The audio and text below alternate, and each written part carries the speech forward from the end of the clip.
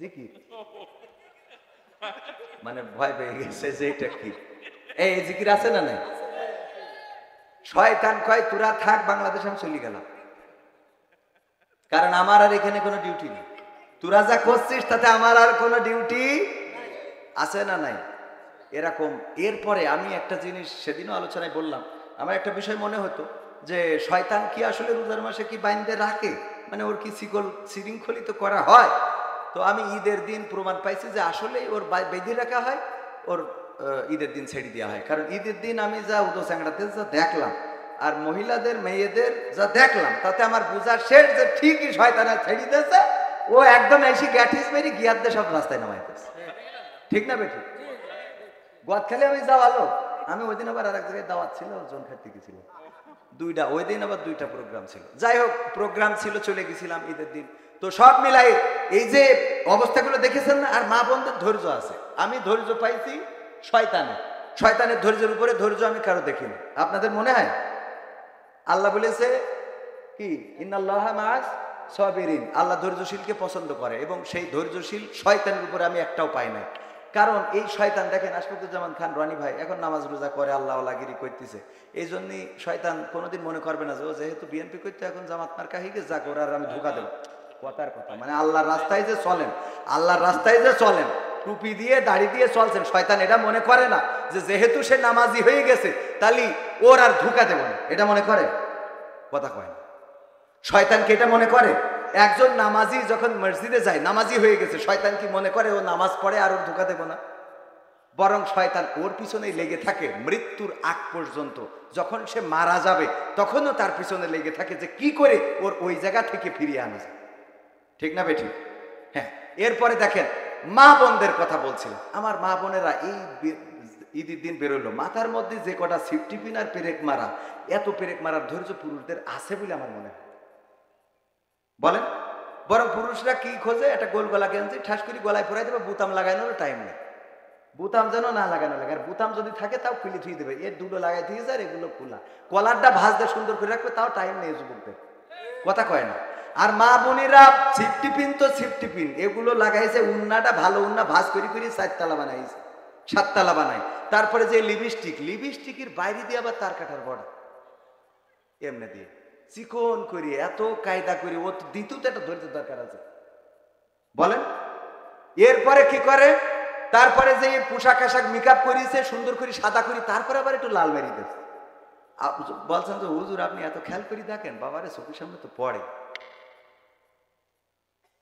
ধৈর্য আছে না নাই? তো শয়তান ছেড়ে দিয়া রোজার মাস চলে গেল, আত্মসংযমের মাস। এত আত্মসংযম করলাম যে আমরা ডিজে পার্টি বাজাই, ডিজে বড় বড় পিকআপ গুলোতে স্পিকার ভাড়া করে নিয়ে সেখানে আমার যুবকেরা, তরুণেরা, কিশোরেরা এত নাচানাচি করছে, গাড়ি থেকে পড়ে যাচ্ছে, মারা যাচ্ছে, হাসপাতালে যাচ্ছে। অন্যান্য ধর্মাবলম্বীরা চিন্তা করতেছে এইরাম ঈদ না আসাই ভালো। কথা কয় না। এটা কি মুসলমানের অনুষ্ঠান হচ্ছে? এদের জন্য আমাদের প্রতিবাদ প্রতিরোধ করার মতো মানুষ আছে? এই সমাজে প্রতিবাদ প্রতিরোধ করার মতো কোনো মানুষ দেখি না।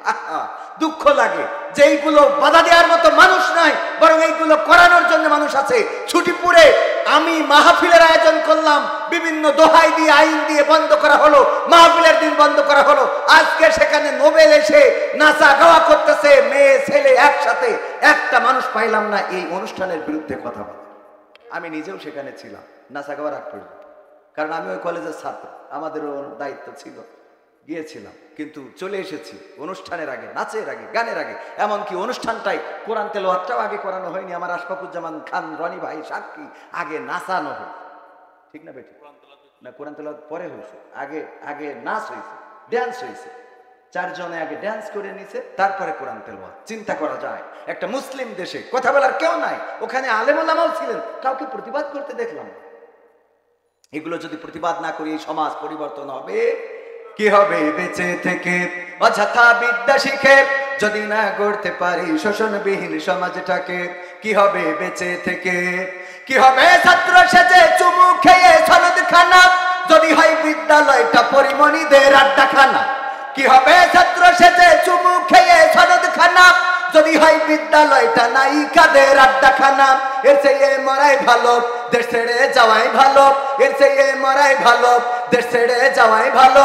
কি হবে ধোকা দিয়ে বিবেকটাকে, কি হবে ধোকা দিয়ে বিবেকটাকে, কি হবে বেঁচে থেকে অযথা বিদ্যা শিখে যদি না গড়তে পারি শোষণবিহীন সমাজটাকে। কি হবে বেঁচে থেকে, কি হবে লেখালেখি কলমবাজির ওই মহড়া, সমাজের আসল চিত্র যদি না যাই তুলে ধরা। কি হবে লেখালেখি কলমবাজির ওই মহড়া, সমাজের আসল চিত্র যদি না যাই তুলে ধরা। যদি ওই ঘুষের বলে কলমটা উল্টো চলে, যদি ওই হ্যালো কলে ক্যামেরা উল্টো বলে, তবে কি যাবে রোখা দুর্নীতিকে, তবে কি যাবে রোখা দুর্নীতিকে। কি হবে বেঁচে থেকে অযথা বিদ্যা শিখে যদি না গড়তে পারি শোষণবিহীন সমাজটাকে। কি হবে বেঁচে থেকে, কি হবে যুবক নামের বোঝা হয়ে এই ধরাতে, যেখানে মা বোনেরা ধর্ষিতা হয় দিনে রাতে। কি হবে যুবক নামের বোঝা হয়ে এই ধরাতে, যেখানে মা বোনেরা ধর্ষিতা হয় দিনে রাতে। যৌবনের সার্থকতা ঘুচিবে সকল ব্যথা, যৌবনের সার্থকতা ঘুচিবে সকল ব্যথা। পারো যদি বলি দিতে মানুষরূপী পশুটাকে, পারো যদি বলি দিতে মানুষরূপী পশুটাকে। কি হবে বেঁচে থেকে অযথা বিদ্যা শিখে যদি না গড়তে পারি শোষণবিহীন সমাজটাকে। কি হবে বেঁচে থেকে, কি হবে নামাজ রোজা ইমানদারির ভয় করে কোরআনের খাদেম যারা, তারা যদি থাকে কারাগারে। যারা 11টা মাস এমন ভাবে আল্লাহকে আল্লাহর ইবাদত করে না, 11টা মাস পরে যে ঢোকে একবার দুইবার তিনবার চারবার, আল্লাহ রাব্বুল আলামিন একবার দুইবার তিনবার ক্ষমা করবেন, চতুর্থবারে আর ক্ষমা করতে নাও। ফেরেশতাদের যদি বলেন ওগো ফেরেশতারা বলো নাকি এই লোকটা প্রতিটা বছর রমজান মাসে আসে আমার ইবাদত করে, তারপরে আমার শাওয়ালের চাঁদ উঠলে চলে যায় আর আমার ইবাদত করে না, কি করবো? ফেরেশতারাই বলবে আল্লাহ এর আর তোমার ঘরে আর তোলা যাবে? ওই যে সন্তান বলে যে আব্বা এই মার কিন্তু আর নেওয়া যাবে, এটা তো কমন সেন্স দিয়ে বোঝার বিষয়, ঠিক কিনা? আপনি বারবার আল্লাহর সাথে উপহাস করবেন, আল্লাহর সাথে প্রতারণা করবেন, এটা করা যাবে? সমাধান খুঁজে খুঁজে ক্লান্ত হয়েছো যারা, সমাধান যদি পেতে চাও সব পথে গিয়ে ভুলে কোরআন দেখো খুলে, সমাধান যদি নিতে চাও। সমস্যা তো সব দূর করে দিবে রব, সমস্যা তো সব দূর করে দিবে রব, যদি তুমি যাও চেয়ে যাও। সমাধান সমাধান খুঁজে খুঁজে ক্লান্ত হয়েছো যারা, সমাধান যদি পেতে চাও সব পথে গিয়ে ভুলে কোরআন দেখো খুলে, সমাধান যদি নিতে চাও। কোরআন ধরি না বলে, কোরআন পড়ি না বলে চারিদিকে হই লাঞ্ছিত, কোরআন জানি না বলে, কোরআন মানি না বলে সব অধিকার বঞ্চিত। কোরআন ধরি না বলে, কোরআন পড়ি না বলে চারিদিকে হই লাঞ্ছিত, কোরআন জানি না বলে, কোরআন মানি না বলে সব অধিকার বঞ্চিত। মরিচিকার পিছে না ঘুরে মিছে মিছে, মরিচিকার পিছে না ঘুরে মিছে মিছে, কোরআনটা খুলে দেখে নাও। সমাধান সমাধান খুঁজে খুঁজে ক্লান্ত হয়েছো যারা, সমাধান যদি পেতে চাও সব পথে গিয়ে ভুলে কোরআন দেখো খুলে, সমাধান যদি নিতে চাও। কোরআনেই বলা আছে কোন পথে চলবে, কোন পথে মিলবে মুক্তি, কোরআনে লেখা আছে কোন পথে শান্তি, কোন পথে আসবে শক্তি। কোরআনেই বলা আছে কোন পথে চলবে, কোন পথে মিলবে মুক্তি, কোরআনে লেখা আছে কোন পথে শান্তি, কোন পথে আসবে শক্তি। আলে আর আলোয় প্রতারিত না হয়ে, আলে আর আলোয় প্রতারিত না হয়ে কোরআনটা খুলে দেখে নাও। সমাধান সমাধান খুঁজে খুঁজে ক্লান্ত হয়েছো যারা, সমাধান যদি পেতে চাও সব পথে গিয়ে ভুলে কোরআন দেখো খুলে, সমাধান যদি নিতে চাও। কোরআনেই খুঁজে পাবে সংসার নীতি, আর কি হবে রাষ্ট্রের নীতি, কোরআনের আইন চললে দেশে দূর হবে সব দুর্নীতি। কথা বিশেষ হলো না মনে হয়? দুর্নীতি বন্ধ হবে না? হবে না? কোরআনের আইন যদি কায়েম হয় দুর্নীতি কি বন্ধ হবে? দু একজন একটু উঠাউঠি করছেন, গরমে না কষ্ট হয়ে যাচ্ছে? কোনটা? না এমনি রাত বেশি হয়ে গেছে? কোনটা? হ্যাঁ, জরুরত আছে? শেষ করে দেব, শেষ করে দেব। এলাকার সন্তান, বেশি কথা এখানে বলা উচিত না। আমি শুনছিলাম আমার রকি যখন দাওয়াত নিয়েছে, সে আমার বললো যে আমি এখানে বিশেষ আলোচক, তো আমি এটা ঠিকভাবে নিয়েছিলাম যে বিশেষ আলোচক হইলে ঠিক আছে, এলাকার সন্তান জিকুর কাছে বিশেষ আলোচক হওয়াই উচিত, কারণ এলাকার সন্তান প্রধান বক্তা হইলে সেটা চলে না। এরপরে আবার এখানে আসার পরে যেটা দেখলাম খুবই বেকায়দা অবস্থা, এক বাড়ি পার্কিং, আর এক বাড়ি বসাইলো, আর এক বাড়ি তাকে খাওয়ার জন্য, 3 বাড়ি যাইতে হবে। তো মনটা খারাপ হয়ে গেল, গেলামই না। এরপরে শুনলাম বিশেষ বক্তা তিনি কালেকশন করবেন, ওমা পরে শুনি কালেকশন না করে নেমে চলে গেল। জিজ্ঞেস করলাম, কয় আমার কালেকশন করার কথা বলেই না আবু যার গিফারি ভাই। তো সব দায়িত্ব আমার পরে, ওয়াজ করবেন, গান গাবেন, কালেকশন করবেন, সব আমার পরে। এলাকার সন্তান আমার কথা শোনার জন্য বসে থাকতো, আমার মনে হয় তো টাকা চালিয়ে করতে। আমি তো ভয়তে চাচ্ছি না তাই অনেকে বলতেছে। এখনো মা বোনদের নিয়ে কিছু কথা বলার দরকার আছে না? না, মা বোনদের কিছু নসিহা করা দরকার। মা বোনেরা অধিকাংশ জাহান্নামী। হ্যাঁ, তাই এখন যেভাবে মনে হচ্ছে যে তাতে লাস্টে তুলবো বলতে কি 12টার মধ্যে আবার শেষ করার কথা, তো আর বেশি টাইমও নেই, আর আধা ঘন্টা আছে। তো আমি আপনাদের কাছে একটু মাদ্রাসার হক আদায় করার জন্য আমি আমার রকি সাক্ষী আমি বলছিলাম যে তুমি ওই অ্যাডভান্স দিয়ে 2000 টাকা ওটা ফেরত দিয়ে 16 দিন বাড়ি চলে যাবে, বলেছি তো? আমি বললাম ফেরত দিয়ে চলে যায়, যেভাবে অতিষ্ঠ করছিলেন, তা আপনারা একটু অতিষ্ঠ করেন না, আপনারা একটু সময় বসে যাবে ইনশাআল্লাহ। তাই না? আমি তো কথা আপনারা যদি বলতে না দেন, এমনি তো সে লাইন হারাই গেছে অনেক আগে, তারপরে যদি আপনারা লাইন আরো হারাই দেন তো আমি হারাই যাবো। বসা যাবে আর একটু সময় ইনশাআল্লাহ। আল্লাহ কবুল করেন, বলেন আমিন। তো ভাইরা আমার, কোরআনে সব সমস্যার সমাধান আছে না নাই? এই কোরআন আল্লাহর জমিনে কায়েম হোক, এটা চান কারা কারা একটু দেখতে চায়? সবাই চান? সবাই চান? কোরআনের আইন কি বাংলাদেশে দেখতে চান? সে কোরআনের আইন যদি দেখতে হয়, এই মাদ্রাসার জন্য, মাদ্রাসায় যারা কোরআন পড়ে তাদের জন্য আমাদের একটু ভূমিকা রাখার দরকার আছে না নাই? আমি ব্যক্তিগতভাবে একটু সহযোগিতা করি ব্যবসায়, আমি আগে সহযোগিতা করি, এই কাজটা করে তারপরে আমি। জয়রুল ইসলাম ভাই খোকন 2000 টাকা দানকে কবুল করেন, খায় দাও, মনের স্বপ্ন পুরা করো। আমি ব্যক্তিগতভাবে 500 টাকা দিলাম, আল্লাহ কবুল করে নাও। আমার পর হায়াত বাড়াও, আমার যা হয় হোক, ও ঠিক থাকুক, ওর বাড়িটা ঠিক না রাখলে আমার আজকে খাওয়া লাগবে। ভাইরা আমার, আমি বিয়ে শুরু করলাম, আপনারা যেন, আপনারা না, আল্লাহ এটা পছন্দ করেন। আল্লাহ বলেছে এই আল্লাযিনা আমানু লিমা তাকুলুনা মা লা তাফআলুন, অভিমানদারেরা এমন কথা বলবে না যা তোমরা কাজে পরিণত করো না। তো এই জন্যই আমাদের স্টেজ থেকে শুরু করেন, যে যা দেবেন আপনারা। আমার আশফাকুজ্জামান রনি ভাই কইছে আমার জন্য চাপি করবেন, আসলে ওনার চাপাচাপি কত করবো? প্রতিটা মাহফিলে 50,000, 10,000, 20,000 এটা দেওয়াই লাগে। 500 টাকা দিলেন আমার আত্মীয়, আমার বাবার পক্ষের আত্মীয়, দাদার পক্ষের আত্মীয়, আল্লাহ কবুল করে নে, খায় দাও, মনের স্বপ্ন পুরা করে দাও, পঞ্চমদের কবুল করে নাও। আল্লাহ তুমি আমার দাদার কবরটারে জান্নাতের বাগান বানাও। আমার আশফাকুজ্জামান রনি ভাই 10,000 টাকা দিবেন, বলেন আলহামদুলিল্লাহ। নারায়ে তাকবীর। আল কোরআনের আলো, আল হাদিসের আলো, আমার নেতা মাকসাদ পুরা করে দাও। আপনজন যারা কবরে ক্ষমা করে দাও, কবরগুলো জান্নাতের বাগান বানিয়ে দাও। আল্লাহ যারা বেঁচে আছে নেক হায়াত দান করে দাও, সুস্থ শরীর দান করে দাও। ওগো আল্লাহ যারা দান করে দান শামসুর মাস্টার 1000 টাকার একখান বঙ্গবন্ধুর নোট দান করেছে, আল্লাহ কবুল করো। মনের নেক মাকসাদ পুরা করে রাখবেন, 100 টাকা আল্লাহ কবুল করে নাও, দিনদার ইমানদার বানিয়ে দাও। আল্লাহ 1000 টাকা যে দিল, পঞ্চম যারা কবরগুলো ক্ষমা করে দাও। আমাদের মাহফিলের সভাপতি শ্রদ্ধা ভাজন 1000 টাকা করলেন দান, আল্লাহ বাড়িয়ে দাও, সম্মান দিয়ে খায়া দিয়ে দাও, মনের স্বপ্ন পুরা করো। পিতা মাতা দাদা দাদি নানা নানি আপনজন যারা কবরগুলো মাফ করে দাও। তারপরে আর কোন আল্লাহর বান্দা? ইয়াসিন ভাই, নারায়ে তাকবীর। আমার ইয়াসিন ভাই 2000 টাকা 2 খান বঙ্গবন্ধুর নোট দান করলো, আল্লাহ দানকে কবুল করো, নেক হায়াত দিয়ে দাও, মনের স্বপ্ন পুরা করে দাও, ব্যবসা বাণিজ্যে বারাকা দান করে দাও। আমার আরেকজন ভাইজান, নাম কি ভাই আমার? আব্দুল জলিল ভাই 500 টাকা দান করলেন, আল্লাহ দানকে কবুল করো। তোমার বলেন তুমি তারে কবুল করে নাও, নেক হায়াত দিয়ে দাও, মনের স্বপ্ন পুরা করে দাও, আপনজনদের কবুল করে নাও। ওগো আমার ভাইরা, এই মাদ্রাসার জন্য আপনাদের কাছে হাত বাড়াইলাম, কেমন দিলেন? অনেক জায়গায় গেলে সিমেন্ট দেয়, সিমেন্টেরও দরকার আছে না?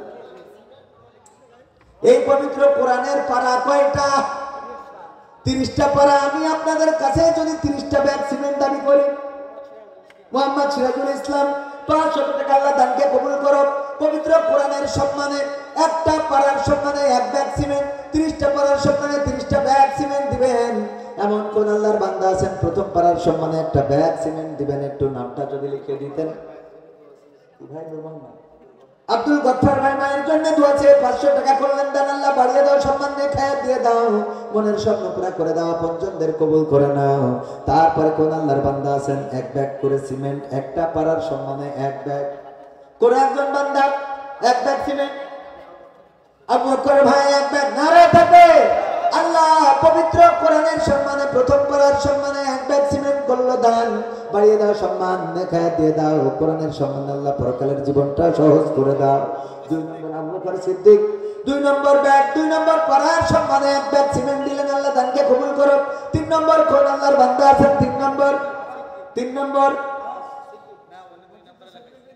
মসজিদের সেক্রেটারি 5 ব্যাগ, মাশাআল্লাহ। নাম কি? আলমগীর মাস্টার। নারায় থাকবে। আমার আলমগীর মাস্টার দিলেন 5 পাড়ার সম্মানে 5 ব্যাগ, তাইলে হলো কত? 7 ব্যাগ। কেশিয়ার 2 ব্যাগ, 9 পাড়া, 2 আর 2 পাড়ার সম্মানে দিলেন, আল্লাহ দানকে কবুল করে নাও। 9 নম্বর পাড়া হয়ে গেল। 10 নম্বর পাড়া সাইফুল ভাই, আমার সাইফুল ভাই সুন্দর মানুষ, 1টা ব্যাগ সিমেন্ট দিবেন, 10 নম্বর পাড়া হয়ে গেল। 11 নম্বর আবু বকর সিদ্দিক বলেছি, উনারটা হয়েছে 10 নম্বর পাড়া হয়েছে। 11 নম্বর কোন আল্লাহর বান্দা আছেন কোরআনের জন্য? কোরআনের মাদ্রাসায় 1টা ব্যাগ সিমেন্ট দিবেন। কোন আল্লাহর বান্দা আছেন? কোন আল্লাহর বান্দা 1 ব্যাগ সিমেন্ট? ওই যে আদম আলী ভাই।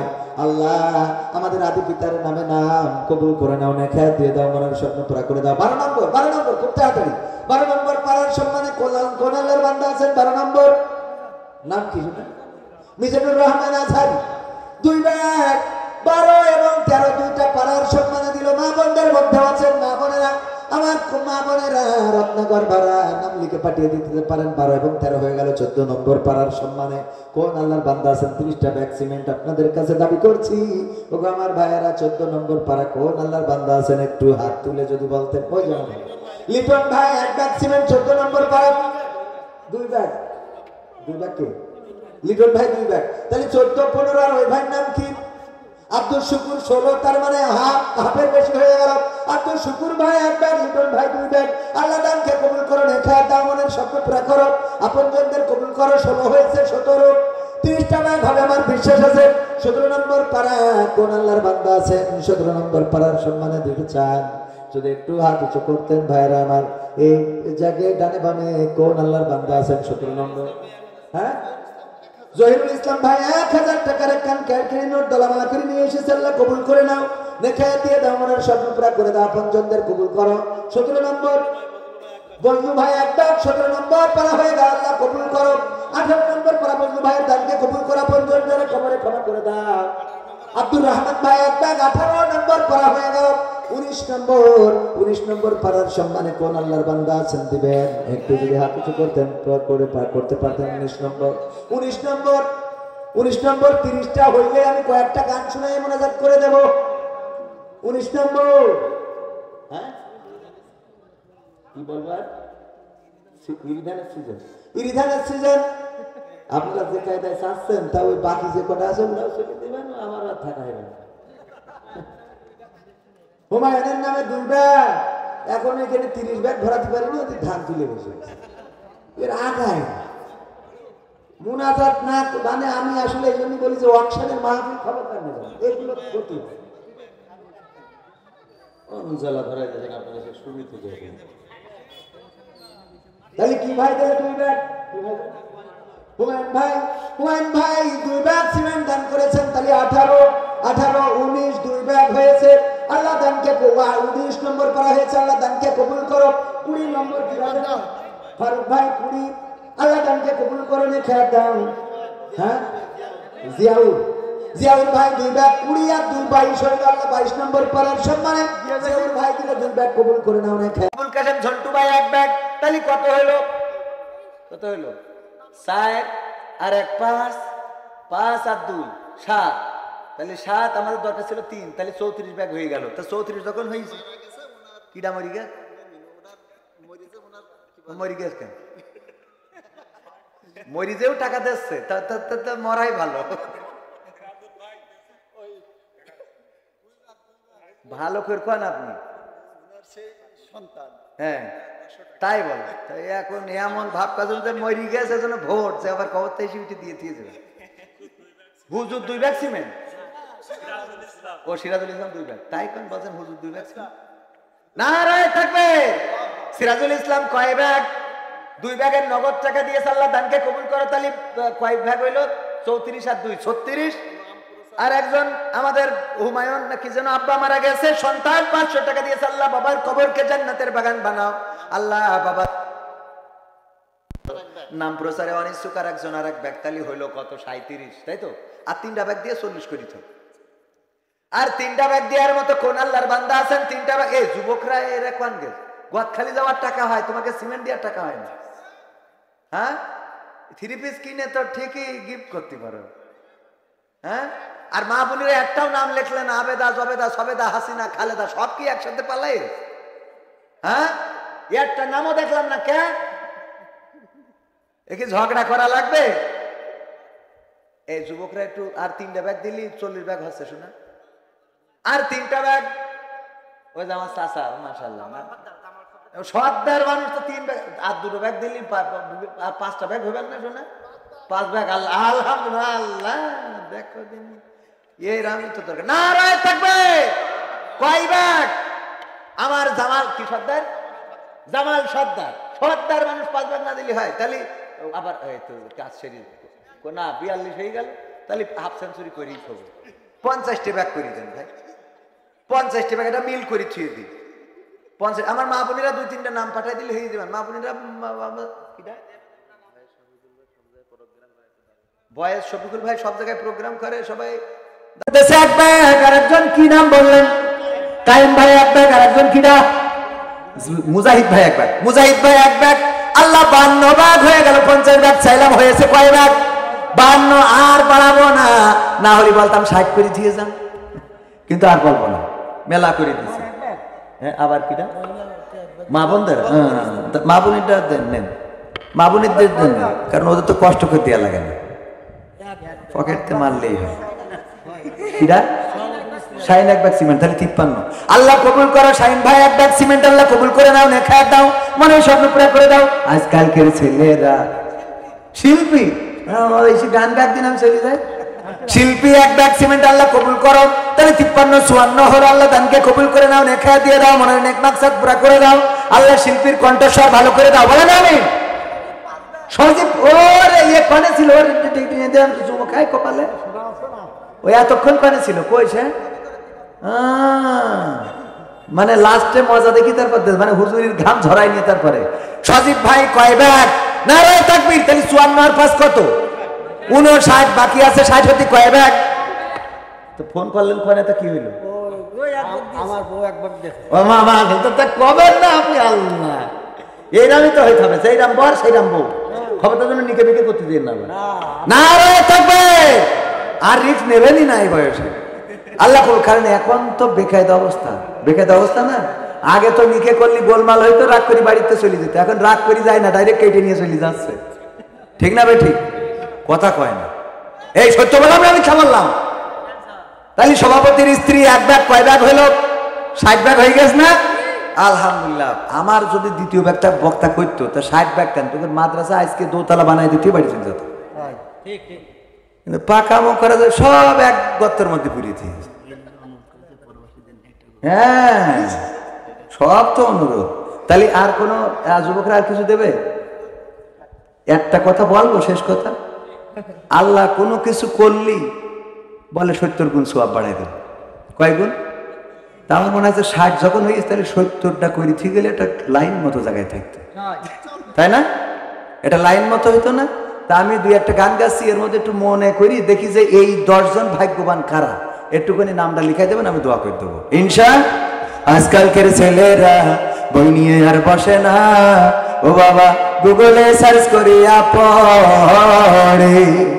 ওরে কালের মেয়েরা কোরআন হাদিস ধরে না, এখনকার মা বোনেরা কোরআন হাদিস পড়ে না। ও আল্লাহ, টিকটকে ভিডিও ওরা করে। আজকালকের ছেলেরা বই নিয়ে আর বসে না, গুগলে সার্চ করিয়া পড়ে। আগের সময় প্রেম করিলে মুরব্বীরা বলতে পাইছো কি, এখন বলে শখ করিয়া বাবু তুমি খাইছো কি? কথা কয় না যুবকরা, ঠিক না বেঠে? আগের সময় প্রেম করিলে মুরব্বীরা বলতে পাইছো কি, এখন বলে শখ করিয়া বাবু তুমি খাইছো কি? লজ্জা শরম নাই, আলাম কোন জামানাই, লজ্জা শরম নাই, আলাম কোন জামানাই। ভবিষ্যৎ দেখি অন্ধকারে, আজকালকের ছেলেরা বই নিয়ে আর বসে না, ও বাবা গুগলে সার্চ করিয়া পড়ে। ভাইরে বেশি করে ফেলালেন না? নতুন করে হয়েছে চালু এখন আবার কন্টেন্ট, পরিচয় করাই দেখি এই আমার গার্লফ্রেন্ড। কথা কয় না, ঠিক না বেঠিক? নতুন করে হয়েছে চালু এখন আবার কন্টেন্ট, পরিচয় করাই দেখি এই আমার বয়ফ্রেন্ড। শরমের মাথা খাইয়া গেছে ওরা পাগল হইয়া, শরমের মাথা খাইয়া গেছে সব পাগল হইয়া, ভবিষ্যৎ দেখি অন্ধকারে। আজকালকের ছেলেরা বই নিয়ে আর বসে না, ও বাবা গুগলে সার্চ করিয়া পড়ে। ওরে কালের মেয়েরা কোরআন হাদিস ধরে না, এখনকার মা বোনেরা কোরআন হাদিস পড়ে না, ওয়াল্লাহ টিকটকে ভিডিও ওরা করে।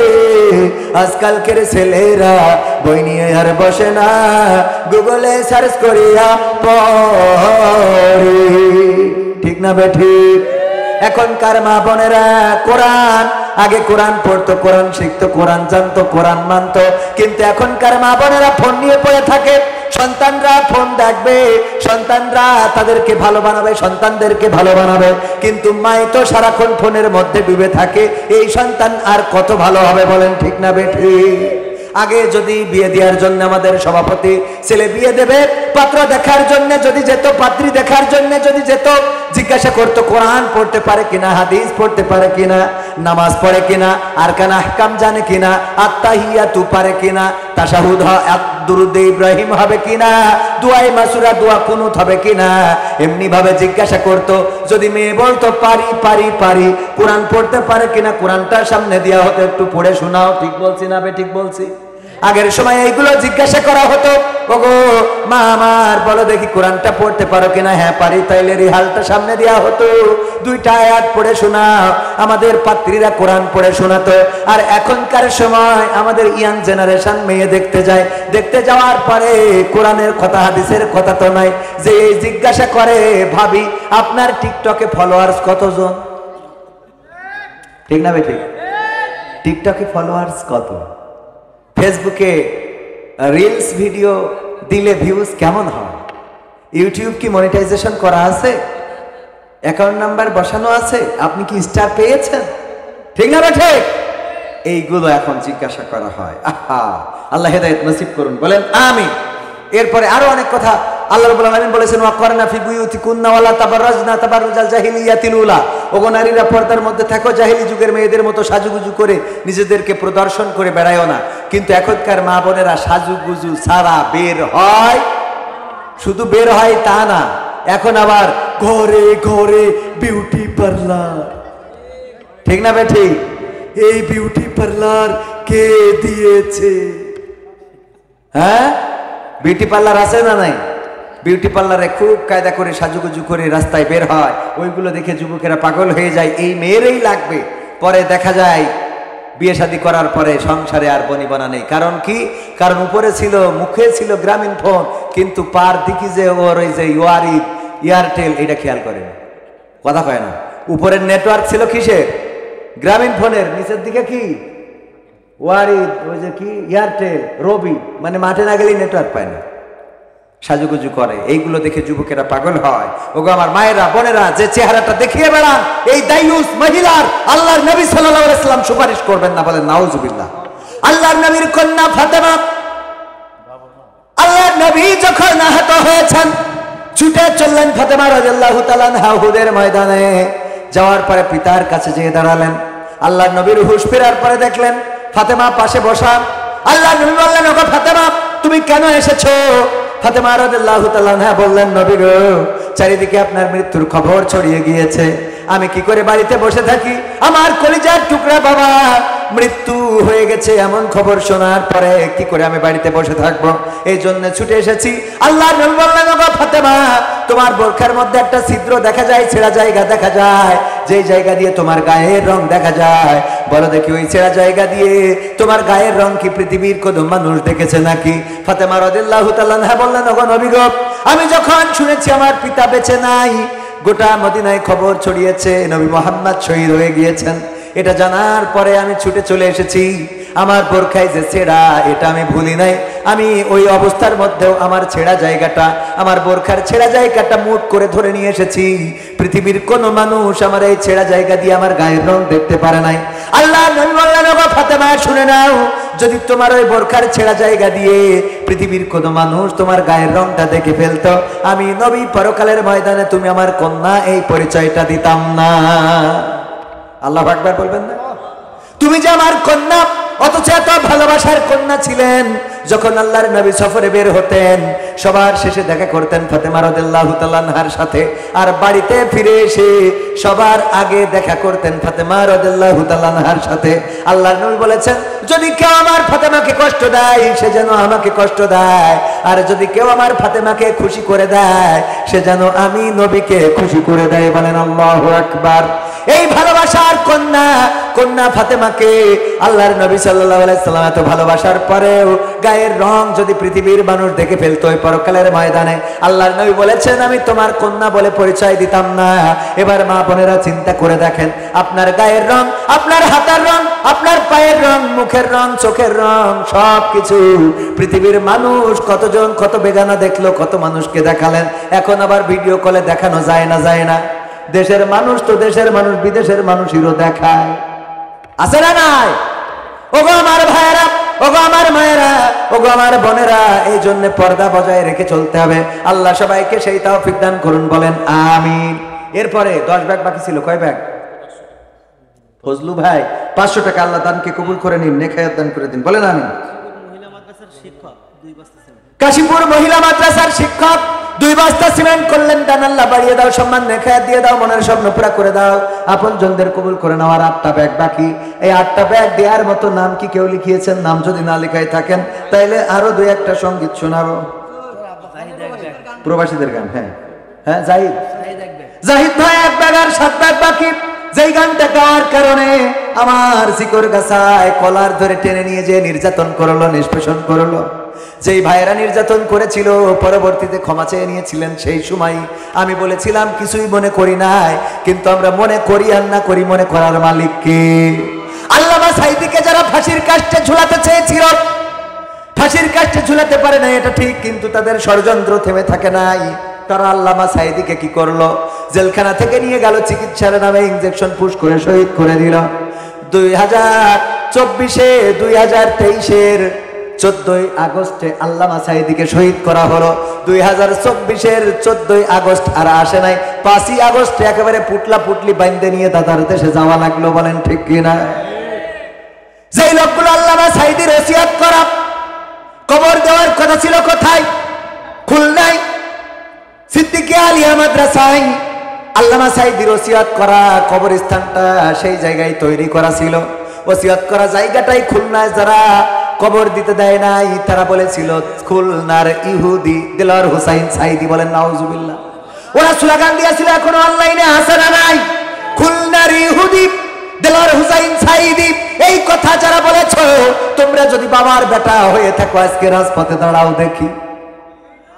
সাঈদী ভক্তরা তোমরা ক্ষমতায় থাকতেই তার জানাজা পড়িয়ে পিরোজপুরে দেখিয়ে দিয়েছে এই বাংলাদেশের সর্বশ্রেষ্ঠ জানাজা হয়েছে, বলেন ঠিক কিনা?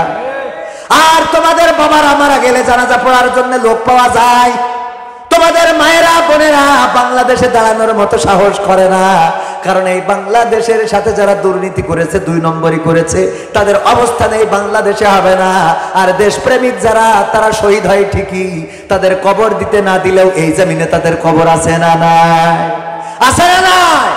পিরোজপুরে আল্লামা সাঈদীর কবর হয়েছে, অথচ যারা আল্লামা সাঈদীর কবর বঞ্চিত করেছে ওই সিদ্দিকিয়া আলিয়া মাদ্রাসায় খবর দিতে দেয় নাই, এদের অনেকের লাশ এই জমিনে শিয়াল কুত্তায় খেয়ে যাবে, বলেন ঠিক কিনা? যে গানটা গাওয়ার কারণে নির্যাতিত হয়েছিলাম, আপনার এই জিগরগাছায় সেই গানটাকে একটু শোনাবো। টেকনাফ থেকে তেতুলিয়া, রূপসা থেকে পাথুরিয়া, একটি নামে সবাই যাকে চেনে, 1-2 জন নয় 1.5 শতাধিক মানুষ জীবন দিল শুধু যারি প্রেমে। সেই মানুষের মুক্তি চেয়ে যেতাম আমি গান গে, সেই মানুষের মুক্তি চেয়ে যেতাম আমি গান গে, সেই মানুষটি নাই দুনিয়ায় নাই। আজ আর মুক্তি চাওয়ার নাই প্রয়োজন নাই রে, আজ আর আমার গানের নাই প্রয়োজন নাই, আজ আর মুক্তি চাওয়ার নাই প্রয়োজন নাই গো, আজ আর আমার গানের নাই প্রয়োজন নাই। আল কোরআনের মধুর বাণী বলতো সুরে সুরে, নবীর বাণী পৌঁছে দিত বিশ্বটাতে ঘুরে।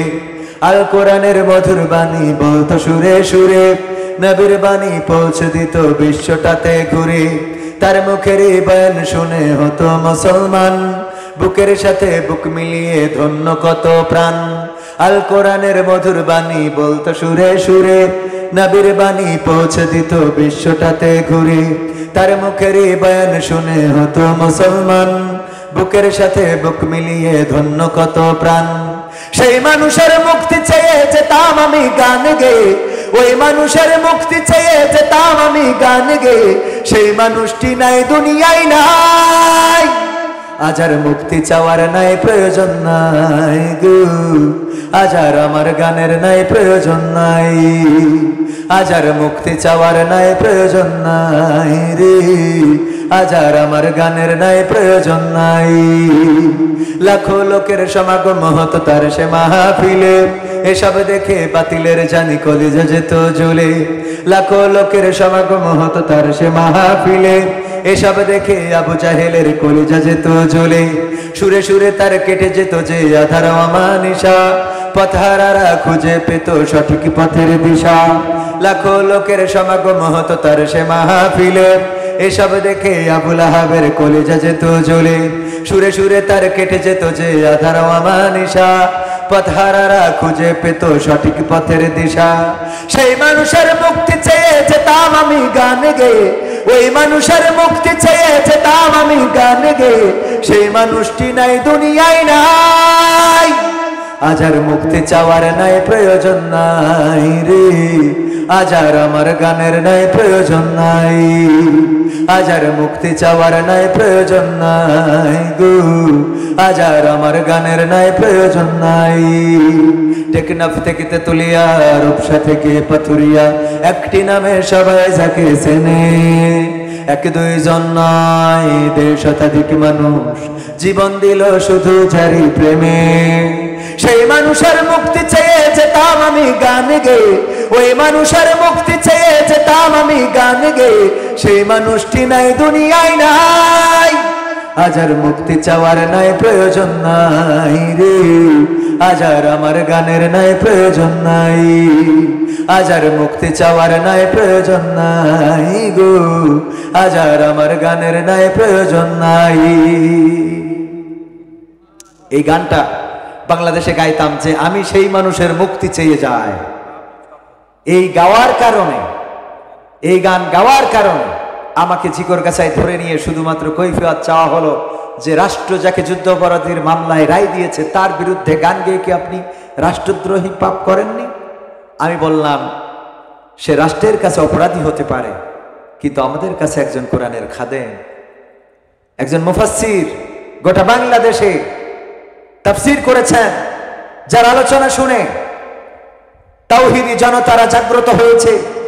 এই কোরআনের পাখির পক্ষে গান গায়, রাষ্ট্র কাকে রায় দিয়েছে তার বিপক্ষে বা তার পক্ষে নয়, বরং আমি শুধুমাত্র একজন কোরআনের তাফসীর কারক তার পক্ষেই কথা বলি, তার পক্ষেই গান গায়। অপরাধ এটাই, আমাকে জয় বাংলা বলতে হলো, জয় বঙ্গবন্ধু বলতে হলো। এরপরে বলা হলো যে ভবিষ্যতে সাবধান, বাজারগুলোতে উঠতে দেওয়া হতো না, ঘোষণা দেওয়া হয়েছিল।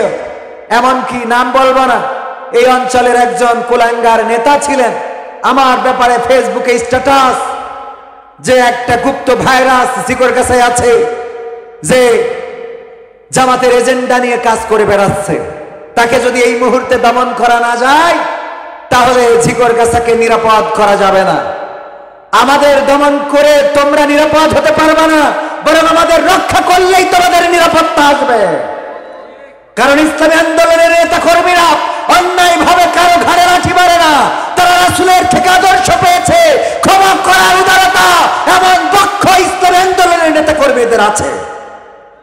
দেখাতে পারবেন কোন ইসলামী আন্দোলনের নেতা কর্মীরা কারোর বাড়ি যে বাড়ি ঘর ভেঙেছে? দেখাতে পারবেন একটা? ভাঙে নাই। বরং এই মানুষদেরকে রক্ষা করলেই তোমাদের রক্ষা হয়ে যেত। রক্ষা করার মালিককে তোমরা যাদেরকে এই দেশ থেকে বিতাড়িত করতে চেয়েছো তারা কিন্তু এই দেশে আছে। আমরা মরলেও লাখ টাকা, বাঁচলেও লাখ টাকা। আমরা তো শহীদি তামান্না নিয়ে ঘুরে বেড়াই। আমরা তো মরার জন্য প্রস্তুত। আমরা বলেছি প্রথমে যে আয়াতে কারিমা তেলাওয়াত করেছিলাম, মনে আছে? ইন্না সালাতি ওয়া নুসুকি ওয়া মাহইয়ায়া ওয়া মামাতি লিল্লাহি রাব্বিল আলামিন, সূরা আল আনামের 162 নম্বর আয়াত মনে হয়। আমার হাফেজ সাহেব আছেন, উনি আমার ঠিকানা তানজিমুল কোরআন ক্যাডেট মাদ্রাসা। আমি একটা মাদ্রাসা করেছি, জানেন আপনারা, ছুটিপুরে। আবাসিক চালু হবে আগামী 13 তারিখ থেকে। 180 জন ছাত্রছাত্রী আমরা প্রথম বছরে। আমাদের ক্যাপাসিটি নাই, ছিল 120, কিন্তু 180 জন নিতে হয়েছে। প্রতিনিয়ত ফেরত দিতে হয় ছাত্রছাত্রী। উনি সেই মাদ্রাসার শিক্ষক, আমার থেকে অনেক বড় আলেম, অনেক বড় ওয়াইজিন, অনেক বড় কোরআনের। ওনার কাছ থেকে আজকে কোরআন শুনে এখানে আসছে, ঠিক তো? বললাম ভাই একটু কোরআন পড়েন। আমি তো কিছু না, আমি তো এমনি মনে করেন এই ওই যে খালি ঢোল বাজে বেশি, এই করি মনে করেন। আমার খালি টাকা বেশি নেওয়া ছাড়া আর অন্য কোনো যোগ্যতা আছে বলে মনে হয় না। বাকি যোগ্যতা উনাদের, কিন্তু ওনারা টাকা পায় না। এই হলো সময়। ওনাদের একটু টাকা দিলে ভালো করে নিতে পারতো। যাই হোক, ওনাকে সাথে করে নিয়ে আসছি এই মাদ্রাসায়। এই মাদ্রাসাটা করেছি, এই মাদ্রাসার হিফজুল কোরআন বিভাগ হবে খুব তাড়াতাড়ি। তো আমরা এই ঝিকরগাছা চৌগাছায় আমরা আসি বলেই ইসলামকে বা কোরআনকে, হাদিসকে এইভাবে নিয়ে যাচ্ছি। আমাদের যে কথা বলছিলাম, আমার পথ হারিয়ে ফেলছি, যে আমরা বলেছি ইন্না সালাতি ওয়া নুসুকি ওয়া মাহইয়ায়া ওয়া মামাতি লিল্লাহি রাব্বিল আলামিন। আমাদের জীবনকে আমরা কুরবানি করেছি কার রাস্তায়? আল্লাহর রাস্তায়। সুতরাং তোমরা আমাদের মানলে সেটাকে আমরা অ্যাকসেপ্ট করি, কারণ আমরা শহীদ হতে চাই। ঠিক না ভাই? ঠিক। শহীদের ওপারে কি শাহাদাতের তামান্না নিয়ে ঘুরে বেড়াই। তো আমাদেরকে ভয় দেখায় এখনো লাভ নাই। আমরা যতদিন বেঁচে থাকবো ততদিন আল্লাহর পথে কাজ করে যাবো, যতদিন বেঁচে থাকবো কোরআনের পথে কাজ করে যাবো। তোমরা আমাদেরকে মারবা, আমরা তো জান্নাতে যেতে চাই। সুতরাং মেরে আমাদের জান্নাতের পথটা আগিয়ে দাও। সিমেন্ট আর কে দিয়েছে? মুকুল মিয়া 3 ব্যাগ। আমার মুকুল মিয়া দিয়েছে 3 ব্যাগ। তাহলে কয় ব্যাগ হয়েছে? 65। কয় ব্যাগ হয়েছে সিমেন্ট? 66। আর বাকি আছে 4 ব্যাগ। তাহলে আরো একটা গান মনে গাইতে হবে। আমার বাংলাদেশের প্রবাসীদের গল্প বলি শোনো, আমার ঝিকরগাছার প্রবাসীদের গল্প বলি শোনো। এ গল্প তো কল্পনা নয়, তোমরা কি তা জানো? ও ভাই, এ গল্প তো কল্পনা নয়, তোমরা কি তা জানো? আমার বাংলাদেশের প্রবাসীদের গল্প বলি শোনো। পল্লী গায়ের দুরন্ত ছেলে বাপে ডাকে খোকা, হঠাৎ করে ঢুকলো মাথায় বিদেশ যাওয়ার পোকা। রোগে শোকে ক্লান্ত পিতা খাটার নাই উপায়, বেকার ছেলের এমন কথায় বাবাও দিল সাই। ক্ষেতের জমি হালের গরু বিক্রয় করে দিয়ে বাকি টাকা করলো পূরণ মায়ের গহনা নিয়ে। অনেক আশা বুকে বেঁধে ছাড়লো যখন বাড়ি, সে যে কি বেদনা বিধুর ছিড়লো যেন নারী। মায়ে কান্দে, ভাইয়ে কান্দে, কান্দে আপন জোর। চোখের জলে বুক ভেসে যায়, শক্ত করে মন। এমন মানুষ কোন সে জনা, এমন মানুষ কোন সে জনা, তোমরা কি তা জানো? আমার বাংলাদেশের প্রবাসীদের গল্প বলে শোনো, আমার পদ্ম পুকুরের প্রবাসীদের গল্প বলে শোনো। বিমানেতে বসে খোকা আঁচল দিয়ে চোখ মুছে মা প্রভুকে যে বলে, আল্লাহ তুমি ভালো রেখো আমার কোলের ছেলে খোকা যে ছিল মা জননীর কলিজারি বটা ভাবতে সব চোখ ভিজে জল পড়লো ফোঁটা ফোঁটা এমন মানুষ কোন সে জনাম এমন মানুষ কোন সে জনাম তোমরা কি তা জানো আমার বাংলাদেশের প্রবাসীদের গল্প বলে শোনো আমার ঝিকর গাছার প্রবাসীদের গল্প বলে শোনো নদ নদী আর সাগর নগর দিয়ে খোকা পাড়ি পোষালো যে অতি সাধের বিদেশের বাড়ি অনেক কষ্টে মিলল খোকার এমন একটা কাজ হাড় ভাঙা খাটুনি তাতে সকাল দুপুর সাজ রোগে শোকে কাজ করে যায় করে না অবহেলা আকাশ সমান স্বপ্ন দেখে কাটিয়ে দেয় বেলা মা জননীর সাথে যখন খোকা কথা কয় বলে বাবা কেমন আছো জানতে ইচ্ছা হয় মাগো আমি ভালো আছি মাগো আমি ভালো আছি দুঃখ নেই তো কোনো আমার ঝিকর গাছার প্রবাসীদের গল্প বলে শোনো আমার মালয়েশিয়ার প্রবাসীদের গল্প বলে শোনো হঠাৎ করে বাবা বলে টাকার যে দরকার তোর মায়েরই বড় অসুখ দেখাবো ডাক্তার চিন্তায় আমার বাড়ছে আবার তোর বোনেরই নিয়ে দিনে দিনে হচ্ছে বড় দিতে হবে বিয়ে তোর ভাইয়েরই লেখা পড়ার খরচ বেড়ে গেছে দরকার এখন অনেক টাকার তোর কাছে কি আছে পাইনি বেতন এখনো খোকা পকেটটা যে ফাঁকা তবুও বলে ভেব না বাবা দেব আমি টাকা এমন মানুষ কোন সে জনাম এমন মানুষ কোন সে জনাম তোমরা কি তা জানো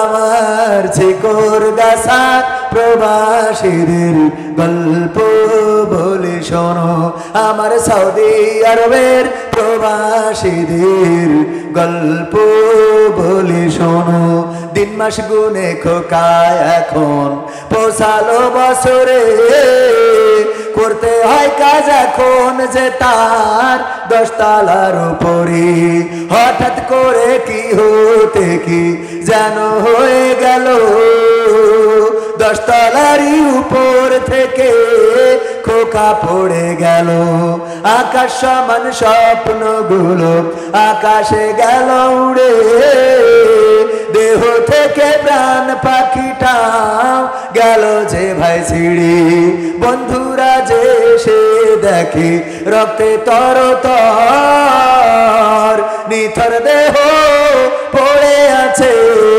জমিনের উপর এমন মানুষ কোন সে জনাম এমন মানুষ কোন সে জনাম তোমরা কি তা জানো